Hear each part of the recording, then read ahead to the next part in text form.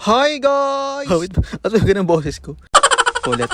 Hi guys! So yun, bali nag-extend nga kami guys. Wala lang, ayaw pa kasi namin umuwi. So bali lumipat nga kami guys ng kwarto. Yung DC lunch kasi yun guys, pang barkada talaga yun. So bali dalawa lang naman kami sinili. Kaya lumipat na kami ng mas maliit na room guys. Ito guys, one bed lang to. Bali sinira lang yung isang kwarto para Ito pala guys is 1.5 lang to guys. Kami ng dalawa to ni Lin. Manok!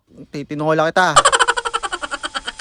O tara, tour namin kayo. Binigay ko nga kay Lin para siya na mag-video. Ito guys, magpapahinga ako guys, kaka-edit, kaka-voice over. So tara, tour namin kayo guys. Pagpasok nyo nga dito guys is bubungad sa inyo ang BTS Army. Grabe nga naman talaga guys, para to sa mga fans ng BTS. Di naman sa hindi kami fan ng BTS guys, kaso ito na lang talaga kasi yung tirang room. Kasi nga guys, nag-extend lang kami. And ba't hindi na lang kami doon mag-extend sa DC Lounge yung una naming pinuntahan? Is medyo pricey kasi doon guys, 3K siya. So syempre doon tayo sa makakatipid tayo. Kasi guys yung 3K na yun guys, good for 8 packs na yun. O diba, napakamura. So guys, ito guys, focus tayo dito. So ayan, bali dalawang CR din to guys. Then may lutuan, may ref. And dito tayo sa unang CR guys. Ayan, napakaganda, napakaaliwalas, napakalinis. Sarap talaga umebak dyan.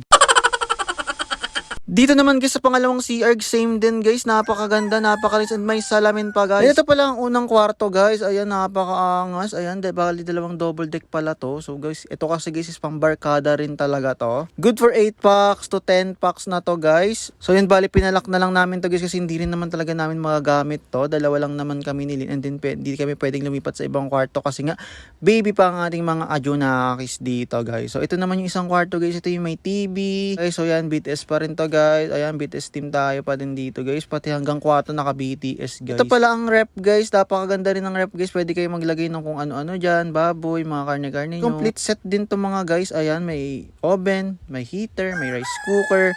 And guys, itong pinakagusto ko yun. Ang ganda nun. Then ito talaga guys. Dito nga guys, may mga ano ba tawag yan? Poster.